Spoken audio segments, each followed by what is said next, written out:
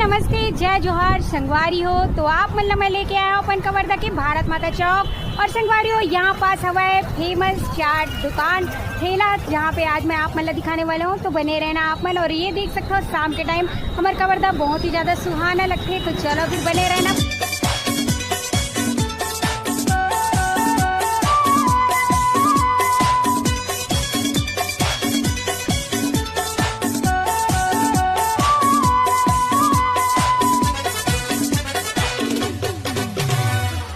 खाले वो गुप चुप मजेदार, आना वो गुप चुप रसदार।